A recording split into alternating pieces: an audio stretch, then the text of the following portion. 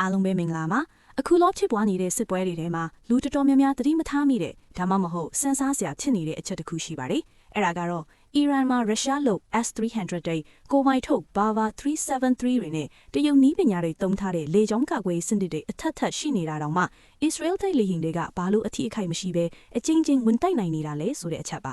ဒီနေ့မှာတော့ Israel ရဲ့လျှို့ဝှက်ချက်၄ချက်ကိုကျွန်တော်ပြောပြသွားပါမယ်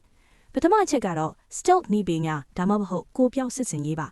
Israel ဟာ American ရဲ့အစင်မင်ဖုန်း F-35 Adil တိုက်လေယာဉ်တွေကိုသုံးပါတယ်။ဒီကောင်ဒီရဲ့ထူးခြားချက်က radar line တွေကိုပြန်မဟပ်ပဲစုပ်ယူလိုက်တဲ့စေးသားနဲ့ပုံစံရှိတာပါ။အီရန်ရဲ့ radar မျက်နှာပြင်မှာဒီလေယာဉ်ဟာငှက်တကောင်ဒါမှမဟုတ်ခေါက်သီးတစ်လုံးလောက်ပဲပေါ်နေတာမျိုးပါ။အီရန်ဘက်က radar မှာတခုခုပေါ်လာလို့ဒါပါလဲလို့စစ်ဆေးနေတော့မှပင် Israel ကဘုံကျဲပြီးလှည့်ပြန်သွားပြီးထင်နေတတ်ပါတယ်။ဒုတိယအချက်က electronic စစ်စင်ရေး electronic warfare EW ပါဒါကလက်တွေ့မှာအင်မတန်ကြောက်ဖို့ကောင်းပါတယ်။ Israel ဟာကမ္ဘာမှာ EW နီးပညာအမြင့်ဆုံးနိုင်ငံတွေကတစ်ခုပါ။သူတို့ကအီရန်ရဲ့ radar တွေကိုလိုင်းနှောင့်ယှက်မှု jamming လုပ်ပြီးမျက်စိကန်းသွားအောင်လုပ်နိုင်ပါတယ်။အဲ့ဒီအပြင် cyber attack နဲ့လေကြောင်းကာကွယ်ရေးစနစ်တွေကိုထိုးဖောက်ပြီးအချက်ပေးစနစ်တွေအလုံးမလုံးအောင်လုပ်ပစ်လိုက်တာပါ။တတိယအချက်ကတော့အဝေးကနေလှမ်းပစ်တဲ့ stand off weapons တွေပါ။ Israel လေဒူရဲတွေဟာအီရန်ရဲ့ဒုံးပင်စိုးမိုးကွင်းထဲကိုတိုက်ရိုက်ဝင်လိမရှိပါဘူး။အီရန်ရဲ့လေပိုင်နဲ့အဆက်ဒါမှမဟုတ်အိမ်နီးချင်းနိုင်ငံတွေရဲ့ကောင်းကင်ယံကနေ Blue Sparrow တို့ Rampage တို့လိုအဝေးပြဒုံးပြန်တွေနဲ့လှမ်းပစ်တာပါ။ဒီဒုံးပြန်တွေက hypersonic အရှိန်နဲ့တွာလာမို့လို့